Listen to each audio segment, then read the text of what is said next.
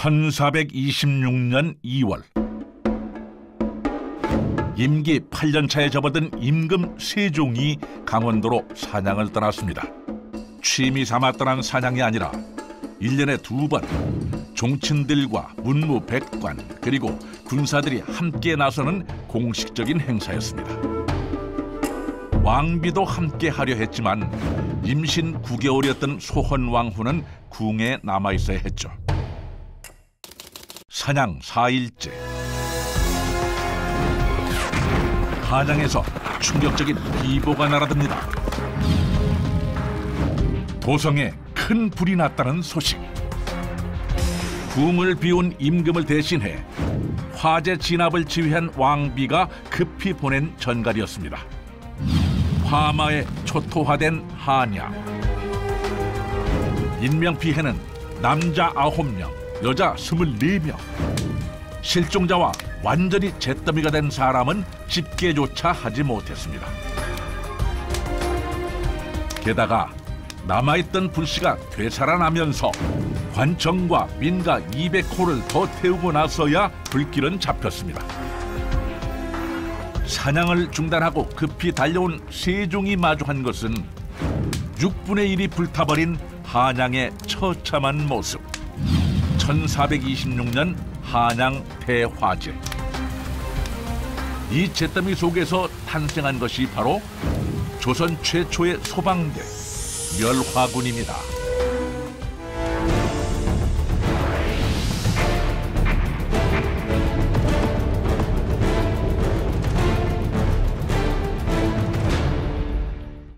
(1426년 2월 15일과 16일) 한양 대화재는 민가의 작은 불씨에서 시작되었습니다.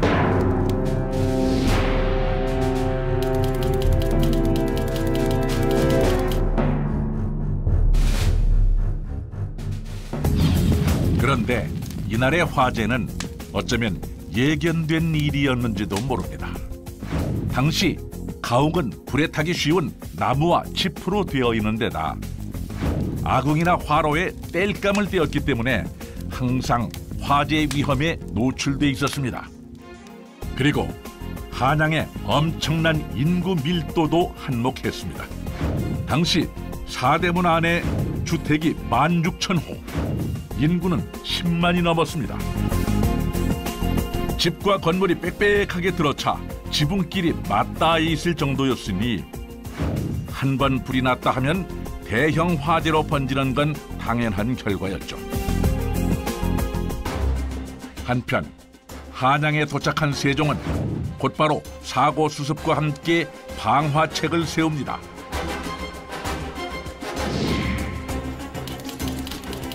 복잡한 시장 상점에 방화용 담장을 쌓고 성내 도로를 넓히고 일반 가옥과 관청에 방화용 우물을 팔 것을 지시합니다. 그리고 관청마다 불 끄는 시설을 갖추고 화재 발생에 대비할 것을 명하죠. 그리고 화재를 전담할 부서를 설치합니다. 바로 조선 최초의 소방기관 금화도감입니다. 그리고 불을 끄는 군인과 불을 날라주는 노비, 급수비자로 구성된 금화군을 창설하게 되죠. 하지만 이때까지만 해도 각 관청의 비상대기조에 불과했습니다. 세조 13년인 1467년 금화군은 멸화군으로 개칭되고 마침내 전문성을 지닌 소방대원으로 거듭나게 됩니다. 정원 50명의 멸화군은 평소 화재를 감시하고 가옥과 관청의 소방시설을 살피며 야간 순찰을 돌았습니다. 24시간 항시 대기였죠. 그렇다면 멸화군의 화재 진압 장면을 살펴볼까요? 2층으로 된 종루에서 한양을 감시하다가 화재를 발견하면 종을 칩니다. 종소리를 들은 멸화군이 도끼와 쇠갈고리, 동아줄, 그리고 천을 감아놓은 장대인 멸화자를 들고 출동합니다. 멸화군에 배속된 노비인 급수비자들도 물통을 들고 뒤를 따랐죠. 현장에 도착하면 물을 적신 멸화자와 물통을 이용해 화재를 진압하고 쇠갈고리와 도끼로 불난집의 일부를 허물어 불길이 번지는 것을 막습니다. 기와집의 경우 지붕으로 올라가 무거운 기와를 걷어내 집이 주저앉는 것을 막고 불길을 잡았습니다. 종로 담당자는 불이 완전히 꺼질 때까지 계속해서 종을 쳐 진압 상황을 알렸는데요. 나름대로 전문성과 체계를 갖춘 소방 시스템이었습니다. 그러던 중종 38년 1월의 한밤, 세자가 머물고 있던 동궁전 자선당에 커다란 불길이 일었습니다. 급한 대로 중종은 당직 군사들에게 불을 끄라고 명하지만 잠에 취한 군사들은 대처가 늦었고 화재 진압 도구마저 없어 모두 우왕좌왕. 심지어 멍청하게 우는 사람들도 있었죠. 자칫하다간 왕이 머물고 있는 강령전까지 불이 옮겨붙을 상황. 이때 도착한 멸화군. 불길에 휩싸인 자선당의 화재 진압과 함께 자선당과 강령전을 연결하던 전각인 승화당을 허물기 시작합니다. 불길이 번지는 상황에서 전각을 허무는 작업은 숙련된 전문가가 아니고서는 엄두도 낼 수 없는 일이었죠. 멸화군의 활약으로 마침내 화재는 성공적으로 진압됐습니다. 그러나 화재 전담 부서의 운명은 그리 성공적이지 못했습니다.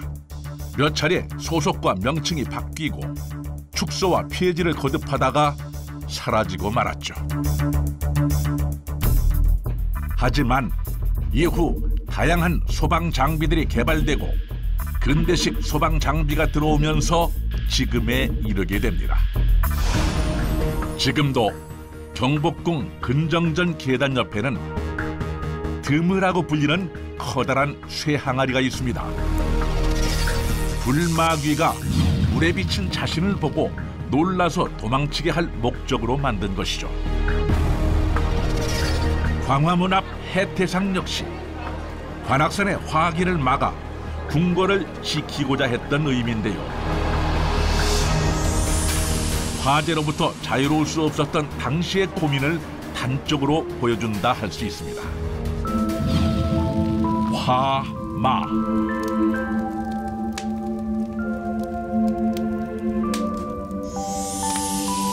불마귀를 진압했던 멸화군의 후예들은 지금도 그 싸움을 이어나가고 있습니다.